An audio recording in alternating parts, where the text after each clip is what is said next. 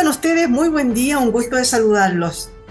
Con la bula papal del 13 de julio de 1987, San Juan Pablo II crea la diócesis de San Bernardo hace ya 36 años. ¿Cuántas comunas comprende? ¿Cuántos sacerdotes, religiosas, parroquias, capillas de adoración, obras sociales y nuevos grupos religiosos que han venido a reforzar el trabajo evangelizador existen hoy en la diócesis? Bueno, conversamos hoy día con Monseñor Juan Ignacio González, obispo de la diócesis desde el 2003. ¿Cómo está usted? Muy buen día, Monseñor. Gracias por recibirnos. Buenos días, Miriam. Buenos días a todos los televidentes de nuestro canal y también de nuestra radio Franja y a todos los que nos ven a través de las redes. Bueno, estoy Oiga, muy contento porque es un aniversario más. sí, pues, ¿Ya? oiga, Monseñor, tratemos de hacer una línea de tiempo, ¿le parece? Sí. Aunque Yo sea tengo aquí, yo ir siguiendo lo que tú me has puesto aquí, porque hay cosas que están más o menos precisas y otras que hay que y otra precisar no. más. Sí. Exactamente, porque la idea es Entonces, que usted me cuente la historia, pues. Yo claro, sé que... la historia que yo Dale, conozco, porque ¿ya? evidentemente que, por ejemplo, la historia anterior a la creación de la diócesis, en el sentido de por qué se creó Ujú. y los papeleos que hubo, no los conozco. Seguramente están en la Santa Sede, qué sé yo, por qué se pidió la creación de esta diócesis. Intuyo muchas cosas, pero don Rosimbo llegó aquí el año 87 y estuvo hasta el año 2003, o sea, tuvo 16 años. Y yo este año, con la gracia de Dios, voy a cumplir 20 años. Entre los dos hemos tenido que realizar esta labor de él de fundar y yo de consolidar una diócesis nueva, cosa que es muy complejo, naturalmente, porque es todo nuevo, es todo nuevo. Aquí era la zona sur del arzobispado de Santiago, había un vicario, había 12 parroquias, hoy día hay 41, de las cuales 38 creó don Rosimbo y la otra la he creado yo, pero él dejó establecido las cosas fundamentales, ¿ya? Y yo lo que he hecho es caminar por ese camino, haciendo y consolidando lo que ya había y multiplicándolo. Y eso se ha notado en muchas cosas. Yo diría que una de las preocupaciones más esenciales que tuvo mi antecesor y fundador, don Rosimbo, fue el seminario. Y yo también la he tenido. Con Oiga, la oiga, gracia de Dios ya se han ordenado este año 6 seminaristas el sábado pasado, y hay muchas otras realidades que han ido ocurriendo que son muy maravillosas. Por ejemplo, la llegada de nuevas instituciones. En este tiempo que yo llevo en la diócesis, llegaron los padres italianos que por desgracia tuvieron que dejar la diócesis después de 7 años, 8 años, porque no tenían gente y volvieron a Santiago, la fraternidad de San Carlos Borromeo. Llegó el Instituto Mater Dei, que se ha hecho cargo de todo el apostolado del Colegio Cardenal Caro, que son 3.200 alumnos en Buin. Llegó la Fraternidad del Camino, que trabaja en La Pintana y en San Bernardo, los varones a cargo de una parroquia, San Vicente, y la chiquilla, la rama femenina en La Pintana, y su objetivo es la atención de la gente de calle, la gente más pobre, la gente más, vamos a decir, como diría el Papa Francisco, descartada de la sociedad. Llegaron últimamente las misioneras, las hermanas misioneras de la palabra, que establecieron su casa aquí en la calle, en el centro de San Bernardo, y que están haciendo una preciosa labor. Y también, bueno, se han ordenado muchos sacerdotes también, ¿no? Entonces hoy día ya vamos a llegar a tener aproximadamente 59, 60 sacerdotes a fin de este año, de los cuales una porción importante son sacerdotes nacidos de nuestro seminario. oiga, Eh, Monseñor, perdone que lo interrumpa, pero es que quiero volver un poquito a la creación sí, del seminario, que fue sumamente importante en su momento, lógico. porque usted nos contó una vez cómo había sido y por qué se creó el seminario acá, cuando don Orosimbo fue y dijo, oiga, bueno, ya, sí, claro, yo me quedo a cargo de la diócesis, pero deme sacerdote. Claro, entonces Tronosimbo fue a ver al Papa Juan Pablo II y como era un hombre muy decidido para sus cosas, iba con los planos del seminario, pero fue al Papa a pedirle sacerdotes polacos. Y el Papa Juan Pablo II dijo, no, le dijo, tiene que formarlos usted. Y él le dijo, bueno, Santo Padre, aquí tengo los planos del seminario y voy a empezar el seminario. Cosa que era una audacia absolutamente en aquel tiempo, porque había en Chile el Seminario de Valparaíso, el Seminario de Concepción, el Seminario de La Serena, el Seminario de Santiago, el Seminario de Temuco, San José, Villarrica y otro seminario más. Pero él lo hizo porque veía que la formación que él quería darle a los sacerdotes como obispo, que es lo propio del obispo, era un poco distinta a la que se estaba dando en estas otras realidades eclesiales y que es lo que ha ocurrido. Y lógicamente dentro de la variedad que se puede formar un sacerdote, pero... Y entonces el año 89, o sea, 2 años después de crear la diócesis, ya creó el seminario, cosa que es bastante asombrosa. Y entonces cuando estuvo con el Papa Juan Pablo II le dijo, bueno, Santo Padre, pero si no me das, por lo menos deme la bendición para el seminario. Ah, sí, le dijo, yo se la doy. Y él sacó el plano y lo puso ahí delante y le dijo, y el Papa lo bendijo, pero entonces él le dijo, bueno, Santo Padre, pero póngale una firmita también. Y tenemos ese plano firmado que dice, con mi bendición, con mi afectuosa bendición, firmado Juan Pablo II. O sea, es un plano de un seminario firmado que firmó y bendijo un santo. Y ese seminario hoy día tiene 32 seminaristas, de los cuales, como decíamos, se han ordenado el sábado pasado 6 ya de diáconos para ordenarse al principio del año que viene, los primeros días del año que viene, otros de sacerdote. Y también tenemos muchos otros elementos en la diócesis que están y que funcionan silenciosamente. Por ejemplo, las vicarías, que hacen un trabajo Pero inmenso. espéreme un poquito, usted va demasiado rápido y yo estoy Sí, al principio todavía, porque, a ver, algo de lo que nunca se habla, pero que también tiene que ver la diócesis, obviamente, es la Virgen del Cerro Chena. ¿Cuándo se armó? sí.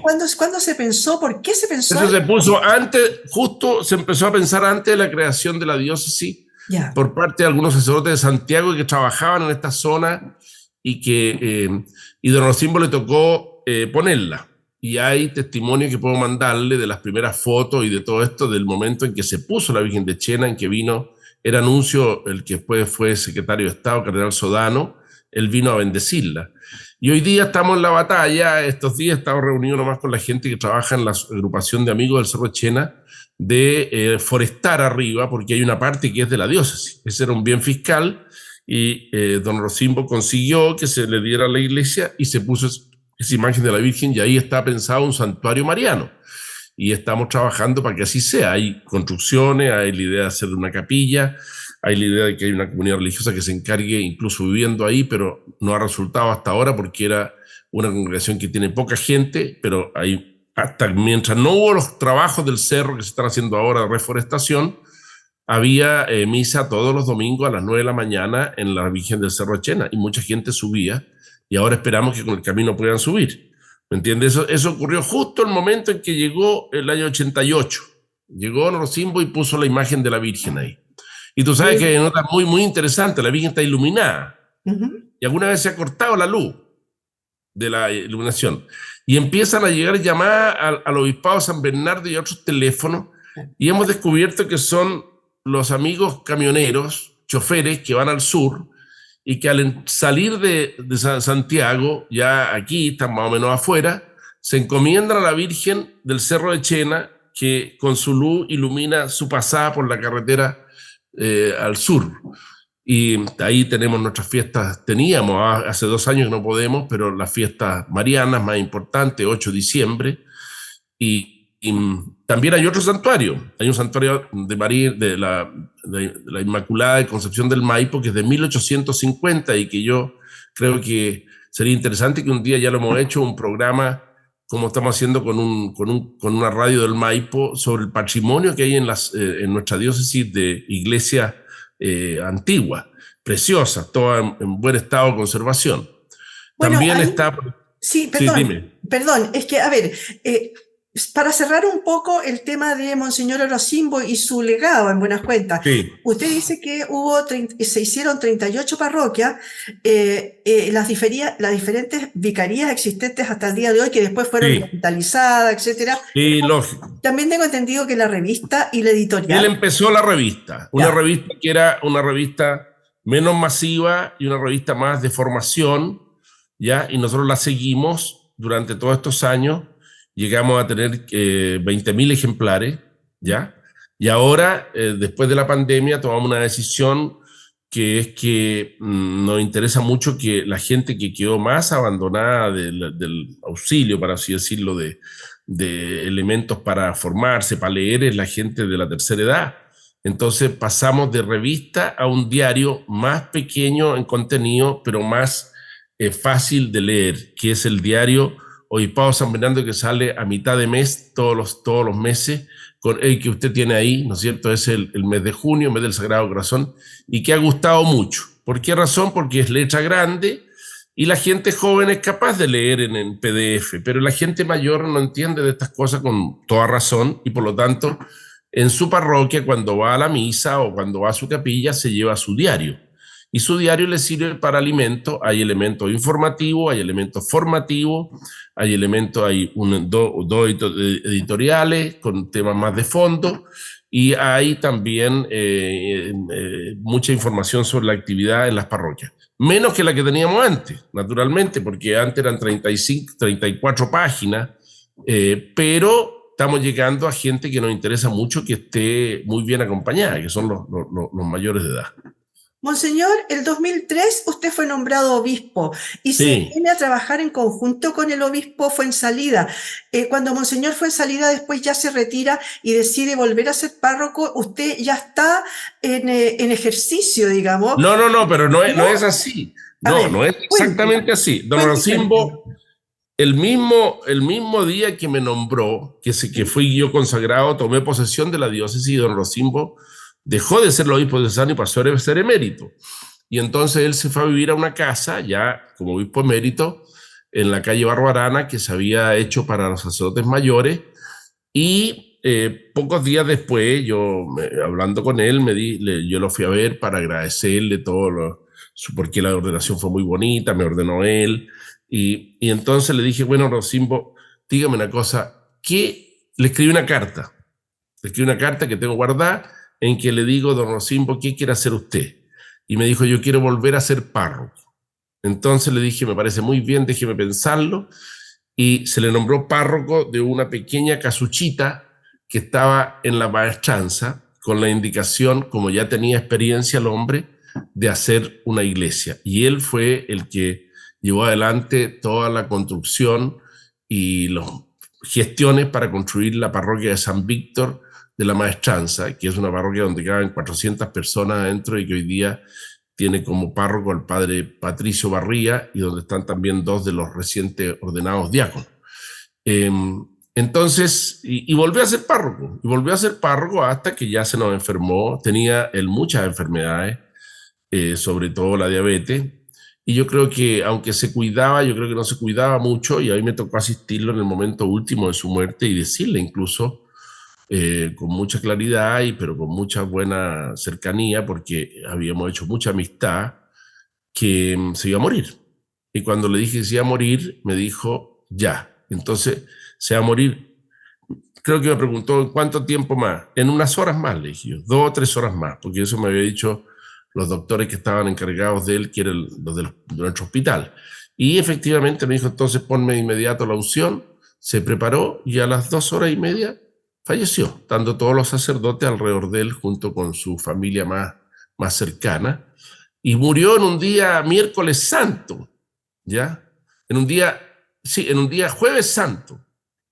Y hubo que enterrarlo el viernes santo, y ahí se armó toda una dificultad de cómo lo hacíamos, porque no se podía decir misa. Al final dijimos misa y dijimos, ¿qué vamos a hacer? Y lo enterramos en la cripta de nuestra iglesia catedral, donde él mismo había preparado un lugar para esperar la resurrección de los muertos. Por eso esta diócesis le debe mucho a él es el fundador, así lo llamamos.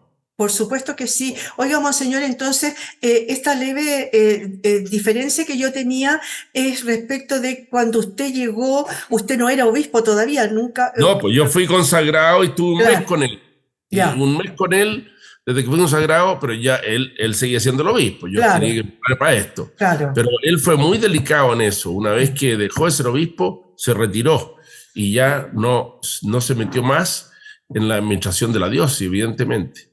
Y se dedicó a su parroquia, pues, claro. Y que la consagró, trajo en aquel tiempo a su amigo el cardenal Medina, también fallecido, a consagrarla, y era una consagración donde había 3 obispos, Eso fue alrededor del año más o menos 2007, 2008, por ahí, puede haber sido 2007. Y de Oiga, ahí, en realidad fue un lujo para San Bernardo tener a dos obispos en ese momento, cuando hoy día hay una falta tan grande de prelados, ¿no? Oiga, sí, sí, monseñor, pero sí, yo lo quiero llevar a sus realizaciones. A ver, usted llegó sí, el 2003 a la diócesis y ahí en realidad usted, bueno, se revitaliza todo lo que son las vicarías, sí, aparece Fundesa, aparece bueno, con mucha fuerza todo lo que se está haciendo hoy día, por ejemplo, con Cáritas y toda la sí, obra social, ¿no?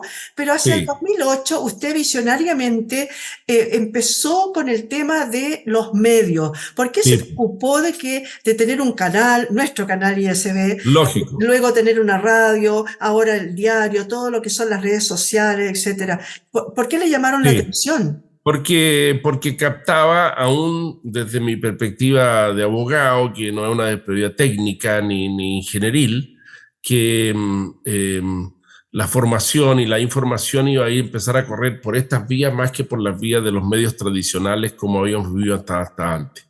Date cuenta que en este momento ni siquiera los diarios se imprimen. El diario de los más importantes de circulación en Chile no sale todos los días. El otro sale con unos pocos ejemplares y más el fin de semana. Hay más diarios digitales que diarios escritos.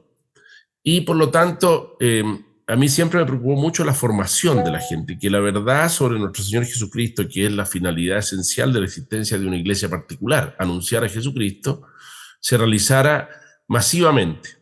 Y entonces por eso hicimos un editorial que se llama Editorial San Bernardo, hicimos librería, Y las librería librerías, sí, pues las en dos San librerías Bernardo y están. en Buin. ¿Y Ujú. qué hemos hecho? Hacer libros baratos, cosa que se puede hacer. Evidentemente nos privamos de, eso está hecho por una sociedad comercial que tiene todo un giro, ¿ya? Haber hecho, por ejemplo, hemos hecho más de 40.000 ejemplares del compendio, 20.000 ejemplares del catecismo, ahora estamos por iniciar en imprenta 50.000 ejemplares de oraciones y devociones de la diócesis, que va a ser masivo, que es un libro con papel Biblia, y para eso ha habido que conseguir muchos recursos. Hemos hecho, si don Rocimbo hizo todas las parroquias prácticamente, yo he hecho 35 capillas más o menos y iglesias, algunas muy grandes, algunas son cara al futuro esperando ser parroquias, porque toda nuestra población ha ido creciendo. Esto ya no es una cosa, la gente dice, lo voy para San Bernardo, ¿y qué hará en San Bernardo? No, son 7 comunas. Llegamos yo calculamos que estamos llegando a 900.000 personas, porque toda la zona de Buin, especialmente, Buin Paine, se ha ido poblando, poblando, poblando, poblando, y toda la zona de San Bernardo en la parte de Nos.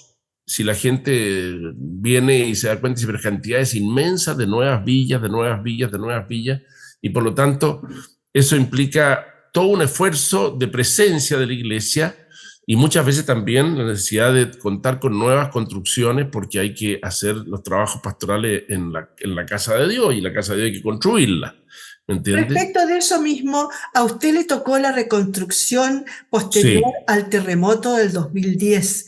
Hubo mucho daño, y ya se logró volver a sí, todas ellas a la sí, vida, digamos. sí. Aquí hubo daño gravísimo, sobre todo en las iglesias de la zona del Maipo. Ahí fue azotado, podríamos decir que la iglesia de Buin, de 1890 y tanto, preciosa, quedó con decreto de demolición. La iglesia de Maipo de 1850, donde caben más de 1.000 personas adentro, de 3 naves, también quedó con decreto de demolición. La iglesia de Pintué quedó totalmente destruida, totalmente rajada por todos lados. La iglesia de Los Hornos se cayó completamente. La iglesia de Champa, Virgen de Guadalupe de Champa, también quedó inutilizada completamente, quedó en pie porque eran iglesias construidas con armazones de madera. La iglesia de Valdivia Paine completamente inutilizada, absolutamente. Todas las iglesias, ya, la iglesia también de Pirque, la iglesia de Pirque, que también es de 1890 y tanto, una iglesia preciosa, dedicada a la Santísima Eucaristía, el Santísimo Sacramento, y las iglesias que había construido Don Rocimbo evidentemente no se vinieron abajo, porque resulta que eran todas iglesias nuevas o barracones más o menos de fierro o de construcción sólida.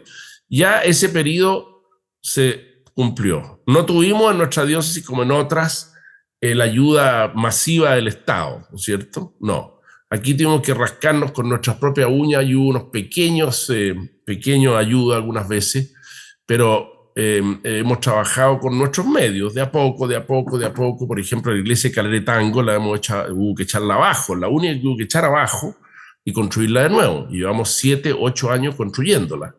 Eso nos demoramos en hacer las cosas. Muchas veces hay gente generosa, pero también hay que decir que muchas veces también nuestro país se ha ido adormeciendo a lo religioso. Y por lo tanto, mucha gente que tiene como no se pone en la proporción a lo cual el Señor le ha donado a ellos mismos y le ha dado a ellos mismos. Y entonces nos demoramos mucho, pero las hacemos.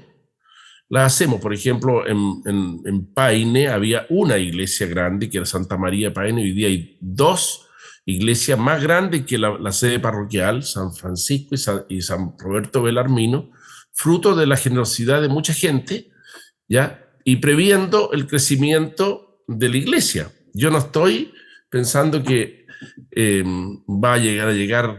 vamos a llegar a ser el 90%, qué sé yo, no. Estoy previendo que la gente que viva en esas zonas tenga un lugar donde acogerse. Y así hemos construido 35 capillas o un poco más incluso en estos 20 años, con un esfuerzo muy grande.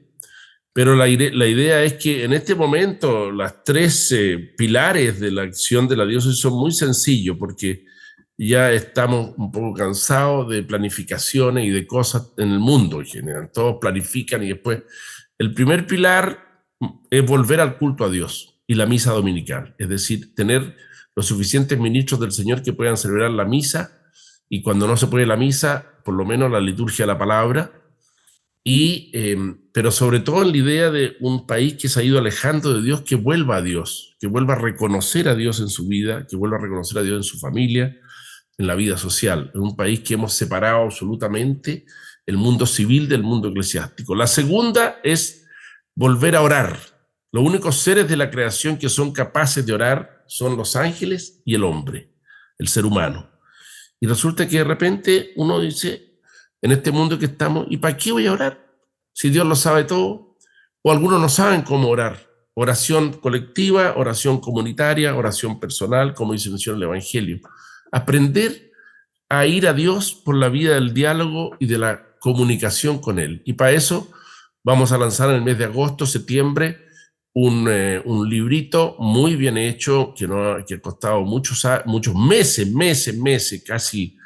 casi 2 años de planificación, para que toda persona que en nuestra diócesis se acerque a la Santa Eucaristía pueda adquirir ese pequeño libro que tiene 482 páginas, con todas las oraciones. Y la tercera, para terminar, es una muy sencilla. Simplemente decirle a los que nos están oyendo, en esta comuna de San Bernardo, que une las comunas de las 7 de la diócesis, en el tiempo que yo me acuerdo había más o menos 300, 100, 280 personas en situación de calle. Hacíamos con ellos y hacemos con ellos las misiones Anahuín, es decir, trabajar con los pobres de Jesús. Eso significa los más pobres de los pobres, y hoy día hay 500 contados por la delegación presidencial y a los cuales estamos tratando de llegar. 500 personas que viven en la calle, y mucha gente va por la calle. Y si uno los para y dice, ¿sabe cuánta gente hay en la calle, viviendo en la calle aquí en San Bernardo? 500 personas. ¿Pero dónde están? No, es que tenemos los ojos cerrados. Y el que va metido en sí mismo y vive para sí mismo, no ve a los demás simplemente. Tenemos el tema de los migrantes. Después de una de las comunas de Santiago, somos la comuna con más migrantes haitianos, por ejemplo. Hemos hecho cosas para ellos. Tenemos preuniversitarios, tenemos la acción social, seguimos repartiendo cajas de comida a familias. Ya lo hacemos puntualmente. Estamos dando 22.000 raciones de almuerzo al mes en la diócesis, en todos los comedores que tenemos funcionando. Yo lo cuento porque cumplimos los años que cumplimos, pero no me gusta mucho contarlo porque el Señor dice que esta mano no sepa lo que hace esta otra. Pero hay todo un mundo que se mueve alrededor de la iglesia, que está presente y que hoy día es importantísimo para poder mantener no solamente la fe, sino que muchas veces los colegios, el Colegio Cardenal Caro tiene 3.200 alumnos, el Colegio San Bernardo tiene 1.000, los colegios religiosos aquí tienen 2 o 3.000 alumnos en San Bernardo. Entonces tenemos toda una realidad maravillosa, las publicaciones, todo nuestro joven nuestro tiene al alcance un libro para la catequesis al costo de 3.500 pesos, que es lo que vale, y no como en otras partes que el pobre papá tiene que pagar 15.000 pesos, 18.000 pesos por un libro para que el niño pueda recibir su sacramento. O sea, hemos hecho esfuerzos para que las cosas a la gente el acercamiento a Dios de la gente se le facilite. Oiga, monseñor, una cosa que me llamó la atención a mí de cuando yo llegué a la diócesis fue algo que parece que está, no sé si prohibido, pero el hecho de haber hecho el traslado del convento de las Carmelitas, ¿fue muy complejo eso? Ah, interesante. No, porque ellas lo querían hacer. El Ya. convento de ella había sido fundado en 1907, me parece. La fundadora es la misma que fundó el convento donde vivió Sor Teresa. Fundó también en Valparaíso y después terminó fundando aquí y está enterrada aquí con nosotros. Y es un convento, claro, que tenía un montón de dificultades, oscuridades, un convento a la antigua. Y también había pasado que eran dueños de toda la cuadra. Parece que en tiempo de los años 70 vendieron la mitad de la cuadra donde hay hoy día unas villas, y tenían ahí huerta, y era un convento como a la antigua, y ellas mismas querían buscar otra solución. Y entonces apareció esta posibilidad de vender, y se le vendió al Duoc, y el Duoc hoy día ha hecho una obra maravillosa que yo he apoyado profundamente a fondo, que tiene más de ya 8.000 alumnos, y que viene a resolver un tema muy delicado en la diócesis, que era el traslado de muchos de nuestros jóvenes salidos de la enseñanza media a los centros educativos superiores o técnicos profesionales, que quedan siempre en partes distantes. Y el Duoc tiene su capellán, tiene también una religiosa que lo asiste, tenemos una muy buena.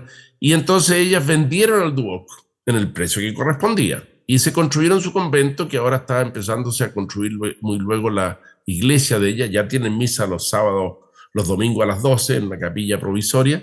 Construyeron su convento hace ya unos 10 años en las orillas, compraron a la orilla del Cerro La Antena, mirando hacia el Cerro Maipo. Al pasar el Cerro La Antena, el que uno va cuando pasa el puente Maipo, está el Cerro La Antena. Ahí, para el otro lado, están ellas, y tienen un convento que hicieron como les gusta hacer las carmelitas, con sus ideas,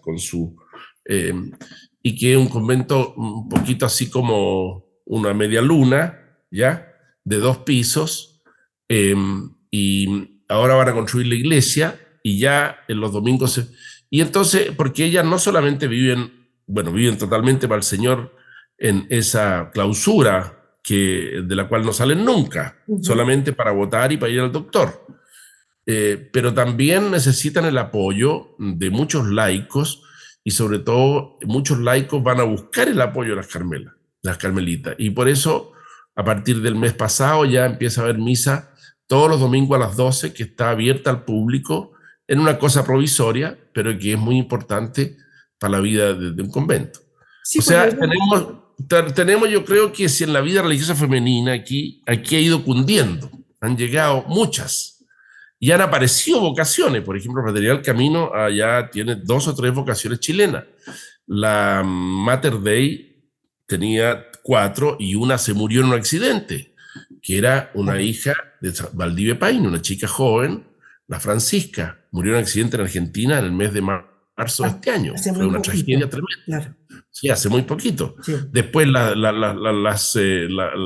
llegaron las de México, y ahora estamos a la espera de que lleguen unas religiosas mexicanas de ámbito hospitalario para atender pastoralmente el hospital, y así el hospital quería atendido por los padres camilianos, que son 2 los que se dedican al hospital, y un grupo de monjas de religiosas de formación hospitalaria que vendrían de México y que tienen allá muchas obras de ese sentido. O sea, con la gracia de Dios, el Señor nos ha permitido que haya una efervescencia apostólica aquí. Y eso es una cosa muy buena y muy grandiosa, y un don de Dios, no es cosa de uno, ni en momentos como lo que vive la iglesia hoy día, que en muchas partes hay también nosotros dificultades, evidentemente, de muchos tipos. El tema de los abusos nos golpeó muy fuerte, el tema de la pandemia nos golpeó muy fuerte, son temas gravísimos, el primero de ellos, porque tanta gente que quedó herida y que ahora estamos tratando de curar, etcétera. Pero el Señor no falla, Él no se ha cortado, dice la Escritura, el brazo de Dios. Y aquí yo lo he vivido eh, con mucha humildad de verlo actuar en medio de nosotros. La creación de las capillas de adoración, las obras sociales, Sí, actualmente la operación Anawin, por ejemplo, la entrega de raciones de comida y el funcionamiento de un preuniversitario gratuito, la presencia viva de Cáritas, Fundesa, el hospital parroquial, la vicaría de la familia y la de la educación, el hogar de ancianos, el apoyo de jardines infantiles, colegios, la capacitación a profesores, etcétera. Bueno, y obviamente nombrar también a nuestros, a los medios, ¿no? A los medios de comunicación que tiene el obispado. Muchas gracias, monseñor, por haber estado hoy día celebrando esta 36 aniversario de la diócesis de San Bernardo. muchas gracias, Miriam. Saluda a todos en el canal y saluda a toda la diócesis, y que el Señor nos siga bendiciendo y seamos fieles a lo que nos va pidiendo cada uno. Que la Virgen Santísima los bendiga a todos. Así Gracias. sea. Muchas gracias por haber estado hoy día con nosotros, acompañándonos en esta celebración del 36 aniversario de la diócesis de San Bernardo. Muchas gracias por haber estado en este punto de encuentro.